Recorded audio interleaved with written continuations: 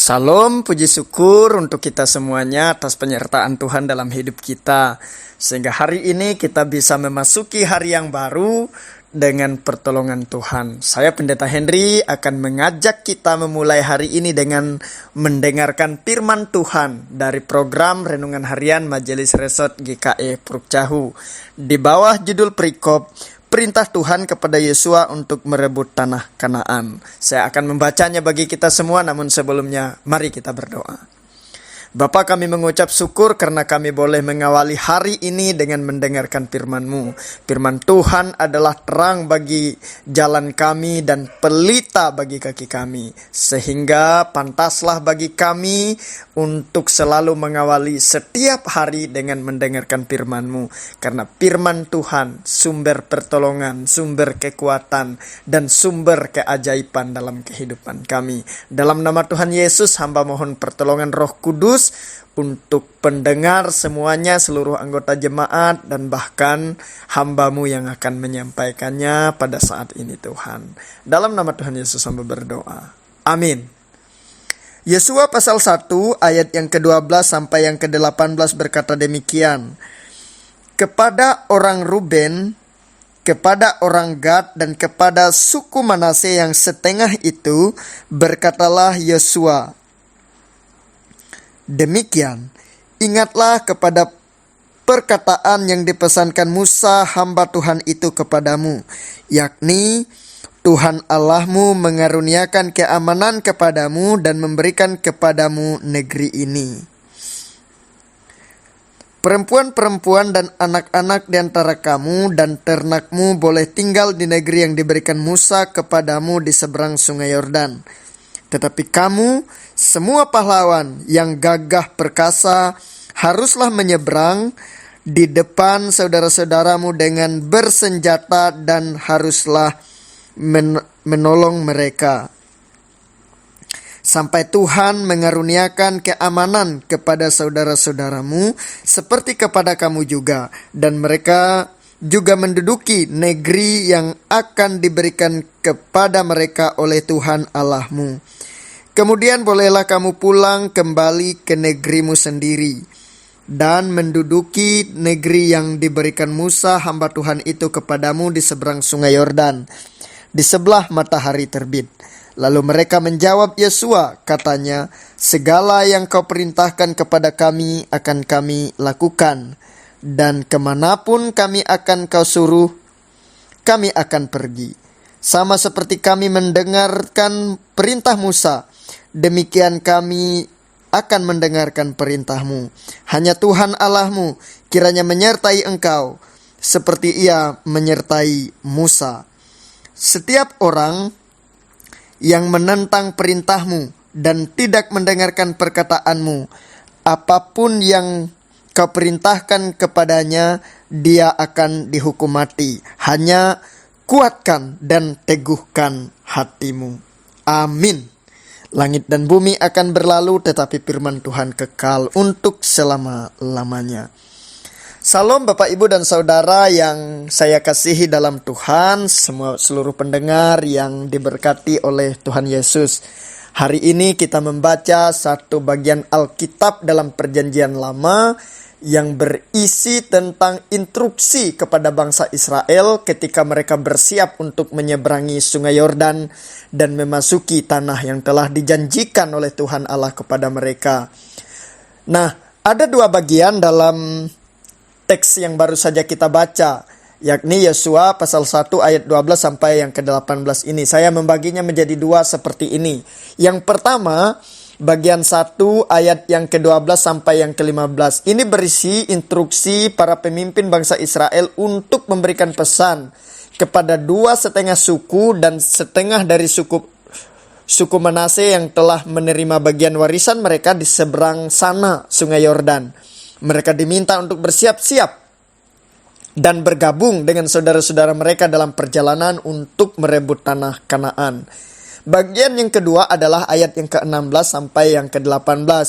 Ini berisi tentang respon para pemimpin suku Ruben, Gad, dan setengah suku Manase yang dengan tegas berjanji untuk mendukung Yosua dan berpartisipasi penuh baik itu dalam perang untuk merebut tanah Kanaan bersama dengan bangsa Israel lainnya yang belum mendapatkan bagian tanahnya. Mereka menyatakan ketaatan mereka kepada Allah dan pemimpin mereka dengan kata-kata yang kuat dan komitmen yang jelas. Nah, Bapak Ibu Saudara, apa relevansi yang dapat kita pelajari dari nas kita pada hari ini? Saya melihat ada setidaknya beberapa hal yang dapat kita relevansikan untuk nas kita hari ini. Yang pertama adalah kesatuan dalam visi dan misi kehidupan. Pesan ini menggarisbawahi pentingnya persatuan dan persekutuan jemaat atau gereja dalam mengejar visi dan misi pelayanan mereka. Para pemimpin suku ini menunjukkan kesetiaan mereka kepada pemimpin mereka yakni Yosua dan bersatu dalam tekad untuk bersama-sama merebut tanah yang dijanjikan oleh Tuhan bagi mereka semuanya. Hal ini mengingatkan kita semua sebagai warga jemaat saat ini untuk bersatu padu dengan para pemimpin kita, baik itu pemimpin pemerintahan, pemimpin rohani, maupun pemimpin-pemimpin di dalam lingkup yang kecil sekalipun, untuk memajukan kerajaan Allah dan mencapai tujuan bersama. Apa itu tujuan bersama kita? Tentu adalah memenangkan jiwa-jiwa bagi Kristus, sehingga tidak ada seorang pun dari umat yang akan binasa, melainkan semuanya diselamatkan. Poin yang kedua yang dapat kita pelajari dari nas kita hari ini adalah ketaatan mutlak kepada Allah. Ketaatan para pemimpin suku kepada perintah Allah adalah aspek yang penting. Hal ini menekankan pentingnya mematuhi ajaran dan nilai-nilai Alkitab dalam kehidupan jemaat. Kita juga harus belajar apa yang menjadi pesan firman bagi kita, pesan Tuhan melalui hamba-hamba Tuhan, melalui perenungan pribadi kita. Kita harus taati, turuti, dan kita lakukan di dalam kehidupan kita. Sehingga firman Allah dan ketaatan kepada Allah itu selalu menjadi landasan utama untuk setiap pengambilan keputusan yang kita ambil di dalam kehidupan kita sehari-hari. Baik ketika kita ingin bekerja, ketika kita ingin mendapatkan jodoh dan selanjutnya menikah, ketika kita ingin memulai suatu usaha, ketika kita memulai suatu pekerjaan yang baru, ketika kita akan melangkah, kita harus landasi dulu dengan firman Tuhan. Nah, yang ketiga, dukungan para pemimpin suku itu dan juga seluruh umat itu kepada pemimpin rohani mereka. Seperti Yosua yang juga selain ia adalah hakim secara politis bagi bangsa Israel atau umat Yahudi pada saat itu, umat Israel, Yosua juga adalah pemimpin rohani bagi mereka karena dia adalah seorang hakim yang memimpin mereka. Nah, sebagaimana kehidupan pada saat itu juga pada saat ini gereja kita memiliki pemimpin-pemimpin rohani yang harus terus kita dukung. Baik itu para penetua diakon di jemaat, para pendeta, pikaris, mahasiswa, pepraktek, dan sebagainya. Mereka itu adalah pemimpin rohani bagi kita yang sama-sama kita harapkan dapat bertumbuh. Oleh karena itu, kita harus mendukung mereka. Sebagai warga jemaat, kita doakan mereka baik ketika kita makan, ketika kita akan tidur, ketika kita bangun pagi, dan ketika kita berdoa, kita harus sisipkan doa kita untuk para pemimpin rohani kita. Agar seorang pendeta menjadi pendeta yang kuat, yang teguh imannya, yang dapat memberi motivasi kepada jemaat berdasarkan firman Tuhan.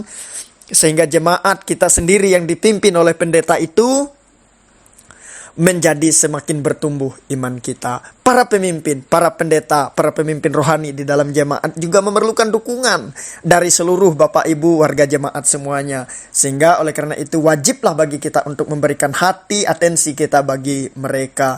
Dan tentu yang tidak kalah penting adalah doa kita bagi para pemimpin rohani kita.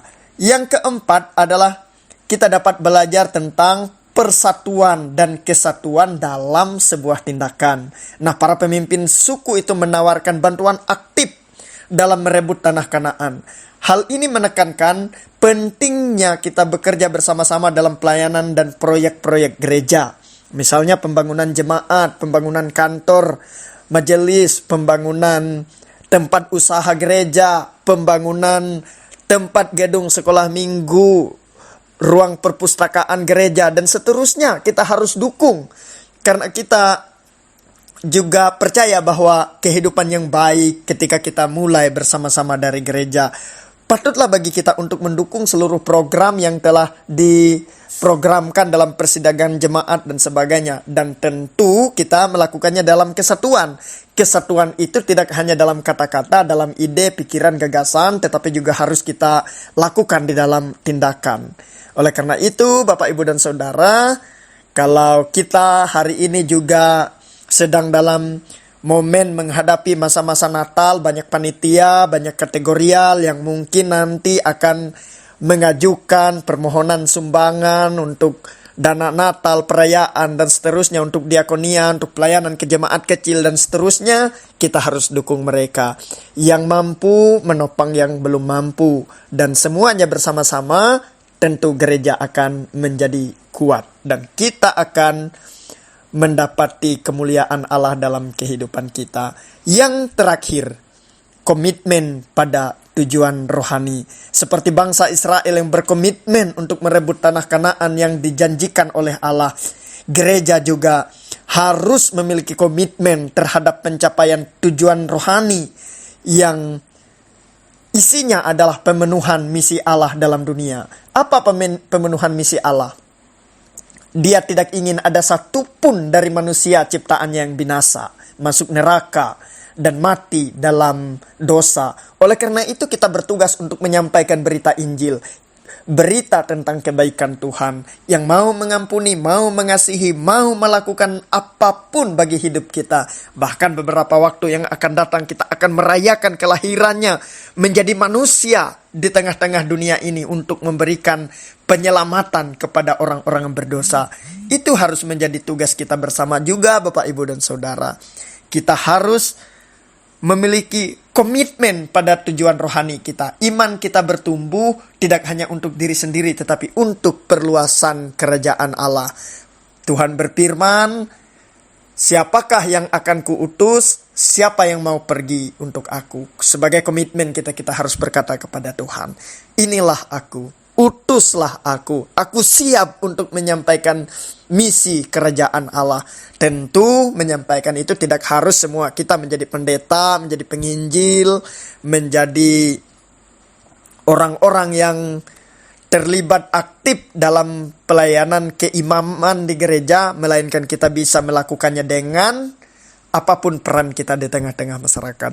Kita yang menjadi petani, dengan bertani dengan rajin, menghidupi keluarga kita juga memancarkan terang kemuliaan Allah, memberikan keselamatan, menampilkan sosok Bapa yang mengasihi dalam kehidupan kita.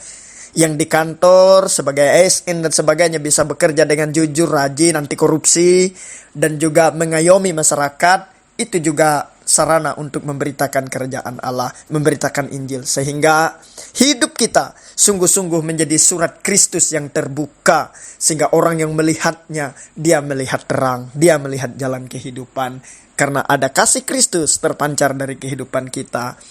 Kiranya renungan pada hari ini semakin menguatkan, mengokohkan iman kita dalam persekutuan gereja kita.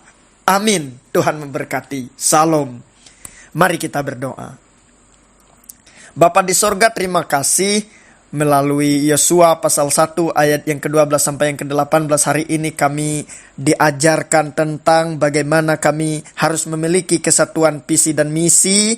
Kami juga diajarkan bagaimana untuk menjamin ketaatan kami kepada Allah, dan juga kami harus mendukung pemimpin rohani kami, dan juga kami juga harus sehati, sepikir, ada kesatuan, ada persatuan dalam tindakan kami untuk memberitakan kerajaan Tuhan.